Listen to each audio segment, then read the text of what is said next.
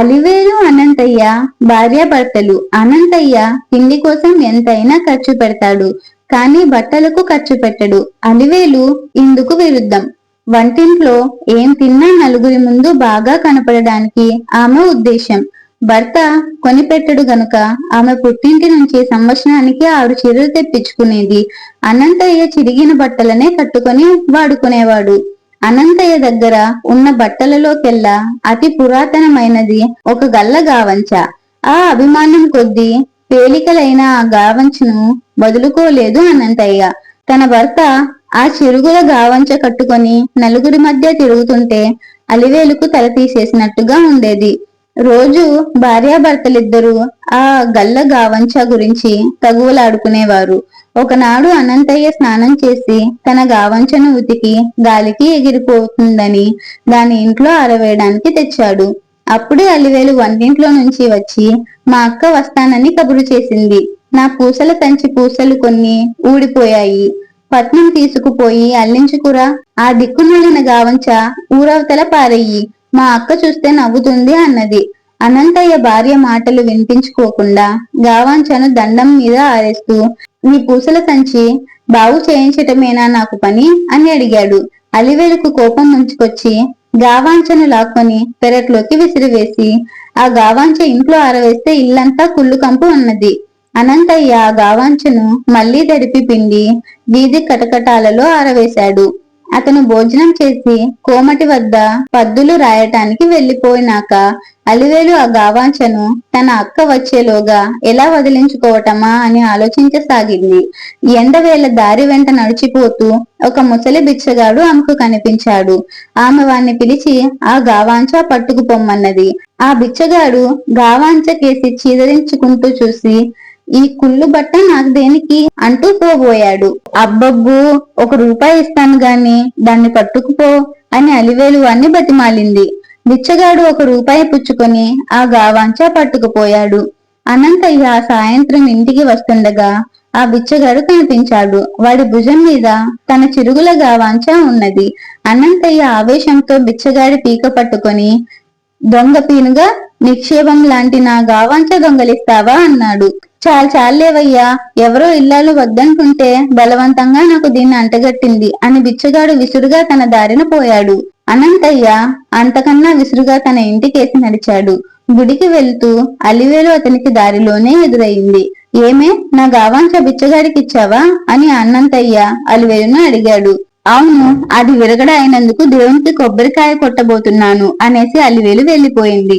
అనంతయ్య కోపంతో పళ్ళు పటపటా కొరికాడు. ఎలాగైనా ఆ గావాంచ తిరిగి తెచ్చుకోవాలని నిశ్చయించుకుని అనంతయ్య ఇంటికి పోయి గోడకు తగిలించి ఉన్న పూసల సంచి తీసుకుని పొరిగింటి పుల్లమ్మతో అలివేలు వస్తే పూసల సంచి అల్లించడానికి పట్నం వెళ్ళానని చెప్పండి అని చెప్పి బయలుదేరాడు. అనంతయ్య నలుగురిని వాకాబు చేయగా ఆ బిచ్చగాడు ఊరి చివర ఉన్న మర్రి చెట్టు కింద ఉన్నాడని తెలిసింది. అతను అక్కడికి వెళ్లేసరికి బిచ్చగాడు ఇంకా వచ్చి చేరలేదు. వాడి గుడ్డి పెళ్ళాం చెట్టు మొదలకు చేరబడి కూర్చొని ఉన్నది.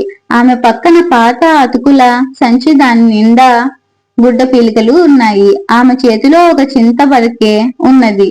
అనంతయ్య దగ్గరగా వచ్చేసరికి గుడ్డిది అతని కాలి మీద బరికతో కొట్టి, ఎవడివిరా నువ్వు, గుడ్డి ముండను కదా అని ఏదన్నా పట్టుకోపోదాం అనుకున్నావా అన్నది.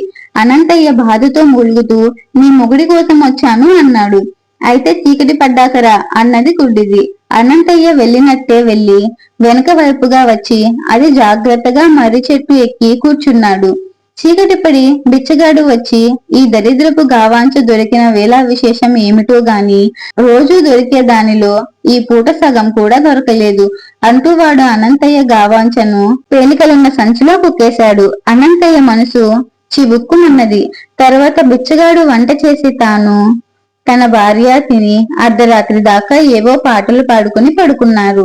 వాళ్ళు మంచి నిద్రలో ఉన్నట్టు రుడి చేసుకొని అనంతయ్య చెట్టు దిగబోతుండగా 2 దొంగలు ఆ చెట్టు సమీపానికి వచ్చి ఏదో రహస్యంగా మాట్లాడుకుంటున్నారు.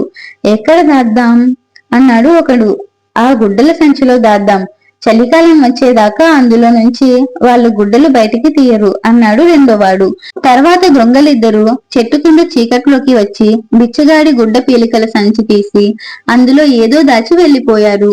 వాళ్ళు పారిపోతున్న అలికిడికి గుడ్డిది లేచి ఎవర్రా వాళ్ళు అని అడిగి సంచిని తడిమి చూసుకొని తల కింద పెట్టుకొని మళ్లీ పడుకున్నది. దొంగలు భయపడినట్టు అటుగా ఎవరూ రాలేదు. బిచ్చగాడు సంచిలో తన గావాంచతో పాటు దొంగలు దాచినది కూడా ఉండడం చేత అనంతయ్యకు ఆ సంచిని తనది చేసుకోవాలనిపించింది. తెల్లవారగానే అతను చెట్టు దిగి బిచ్చగాడి దగ్గరకు వచ్చి, నీ దగ్గర ఉన్న పాత బట్టల మూట ఇస్తావా? అలుకు గుడ్డలకు చాలా ఇబ్బందిగా ఉన్నది అన్నాడు. ఈయను అన్నాడు బిచ్చగాడు ఖచ్చితంగా. దానికి బదులుగా ఈ పూసల సంచి తీసుకో అన్నాడు అనంతయ్య. గుడ్డిది పూసల సంచిని తడిని చూసి ముచ్చటపడి బట్టల మూట ఇచ్చేయ్ అన్నది మొగుడుతో. గుడ్డివాడు ఇచ్చిన సంచిని శంకలో పెట్టుకొని అనంతయ్య ఆనందంగా ఇల్లు చేరుకున్నాడు. రాత్రంతా ఎక్కడ ఉన్నావు? నా పూసల సంచి ఏది అని అలివేలు అనంతయ్యను చూడగానే అడిగింది. నీ పూసల సంచి ఇచ్చి ఇది పుచ్చుకున్నాను అంటూ అనంతయ్య బిచ్చగాల సంచి చూపాడు. నీ మొహం తగలయ్యా, ఎంత పని చేశావు? చంద్రహారం తెగితే నిన్న సాయంత్రం ఆ సంచిలో వేశాను. అది కూడా అతుకు పెట్టించుకు రమ్మందామనుకున్నాను. ఆ సంచి ఇచ్చేసి మరిన్ని కుళ్ళు గుడ్డలు తెచ్చావా అంటూ అలివేలు మొగిడి చేతి నుంచి సంచిని విసురుగా లాగేసి వీధిలోకి గిరవాటు వేసింది. ఆ విసురుకు సంచిలో ఉన్న బట్టలన్నీ బయటపడ్డాయి. వాటితో పాటు దొంగలు దాచిన కత్తి కూడా బయటపడింది. ఆ కత్తి మీద రక్తం మరకలున్నాయి. దొంగలు ఆ రాత్రి ఎవరినో హత్య చేసి కత్తిని ఆ సంచిలో దాచి వెళ్లిపోయారు. వీధిలో జనం పోగయ్యారు. ఆ కత్తిని అనంతయ్యను పట్టుకుపోయి ఖైదీల్లో పెట్టారు. అనంతయ్య తాను నిర్దోషినని రుజువు చేసుకోవడానికి బోల్డంత డబ్బు ఖర్చయ్యి తల ప్రాణం తోకకొచ్చింది.